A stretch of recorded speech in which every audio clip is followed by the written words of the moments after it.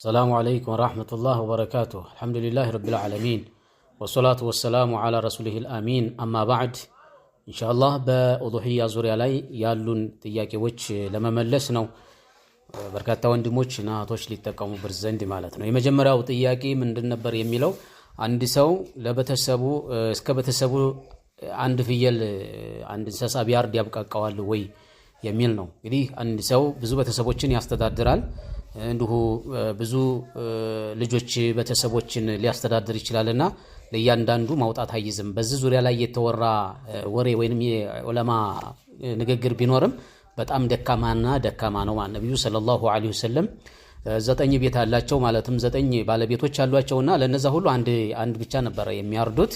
ስለዚህ ለሚስቶችም እንደው 2-3 ሚስቶች ቢኖሩት አንድ ፍየል ያብቃቃል ማለት ነው በፍየል ከሆነ።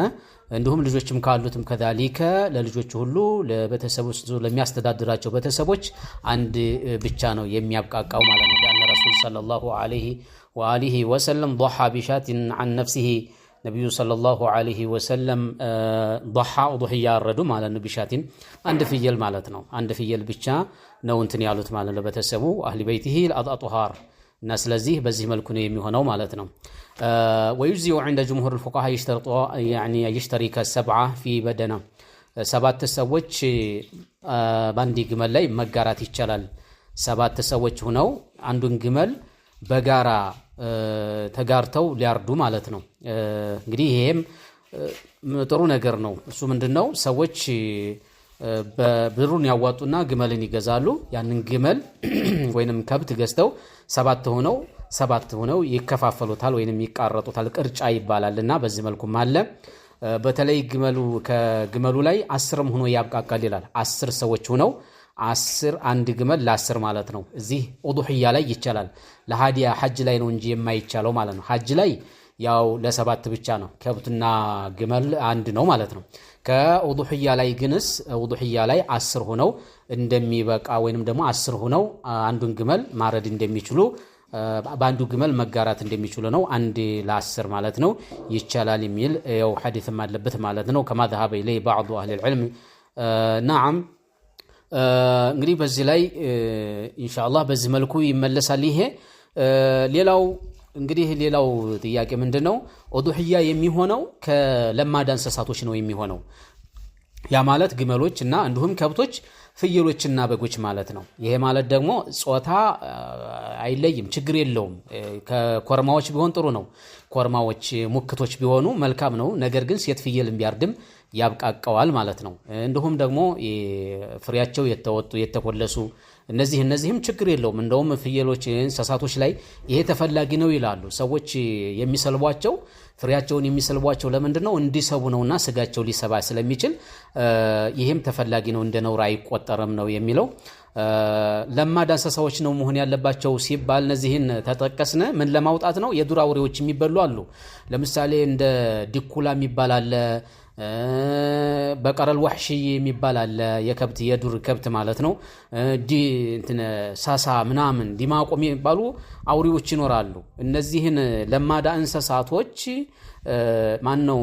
የዱር እንስሳቶች ስጋቸው የሚበላ ለምሳሌ እንደ ፈረስ እነዚህ አሉና እነዚህ ለኡዱህያ አይሆኑም። ለምን? ነቅል ነው። ቁርአኑም ያለው ለይዝኩሩ ስመላሂ ዐላ ማ ረዘቀሁም ሚን በሂመቲል አንዓሚ የአላህን ስም በረዘቃቸው አላህ በሰጣቸው ላይ የአላህን ስም ሊያወሱና ሊያነሱ ሚን በሂመቲል አንዓሚ ከለማዳ እንስሳቶች ይላል። ለማዳ እንስሳቶች ብሎ ማለት ወሄል ኢቢሉ ወልበቀሩ ወልገነም ማለት ከብቶች ግመሎችና ከብቶች ፍየሎችና በጎች ማለት ነው። ከነሱም በታች ያሉትን አያካትትም። ምሳሌ እንደ ዶሮ የመሳሰሉ ነገሮች እነዚህ ለኡዱህያ አይሆንም። ለምን? ነቅል ነው። ነብዩ አለይሂ ሰላቱ ወሰላምም ከሷሃቦችም አልተገኘም። እነዚህ እንደነ ፈረስ ምናምን የመሳሰሉ ነገሮች በረሱል ሰለላሁ ዐለይሂ ወሰለም ጊዜ ይበሉ ነበርና አሁንም ከልካይ የለውም እንደ ሸርዕ ቢሆን አለኩል ሐል። ነገር ግን ለኡዱህያ አላቀረቡም። ዒባዳ ነገር በተሰማው በታየው ነገር ነው የሚሆነውና በዚህ መልኩ ነው የሚሆነው ይላልና ለማንኛውም በለማዳ እንስሳዎች ነው የሚሆነው የሚለውን ከዚህ እናነሳለን ይላሉ። ሌላኛው ጥያቄ የት ነው መቼ ነው የሚታረዱት የሚለው ነው። መታረዱ ሜዳም ላይ ከዒድ ቦታ ላይ ቢታረድም ጥሩ ነው። ኢማም የሆነ ሰው እዛ ህዝቡን ለማሳየት ሶላቱን ሰግዶ እዛ ማረድ ይችላል፣ ከቤቱ ማረድ ይችላል። ለማንኛውም ከሶላተል ዒድ በፊት ቢታረድ አያብቃቀም፣ ከሶላተል ዒድ በኋላ ነው።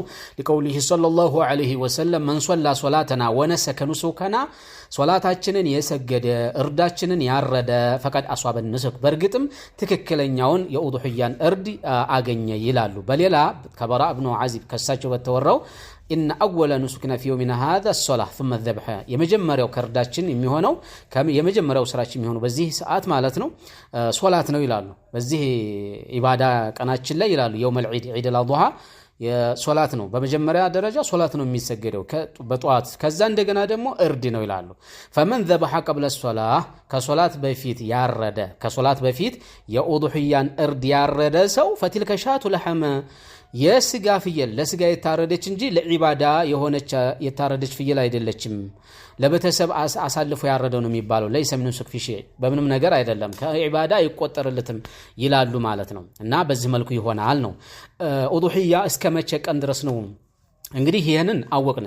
የዙልሂጃ የዒዱ ቀን ሶላት ተተሰገደ በኋላ ነው የሚታረደው ተባለ። መስተመቸ ድረስ ያበቃል የሚለው ነገር እስከመቸ ድረስ ያብቃቃል የሚለው ነገር ደግሞ ዑለማዎች ያው ተخالፈዋል። ጅምሁሩል ዑለማ የመጨረሻው የሚሆነው ጉሩቡ الثالث ايام العيد የዒድ ቀናቶች በማነው ሶስተኛው ፀሐይ እስከሚገባ ድረስ ማለት ነው። እስከ 3 ቀን ድረስ አለ ማለት ነው። እስከ 3 ቀን ድረስ የውመል ዒድ ከዛም በኋላ 2 ቀኖች አሉ ምን አያም ተሽሪክ ማለት ነው። فينتهي وقت ذبح الأضحية بغروب الشمس اليوم الآخر من الأيام المذكورة وهو ثاني أيام التشريق أيام التشريق ወች መጨረሻ ላይ ወይን ሁለተኛ ላይ ይባላል። ለማንኛውም ይሄን በዚህ መልኩ ይሆናል 3 ቀን ድረስ ያብቃቃል ይላሉ።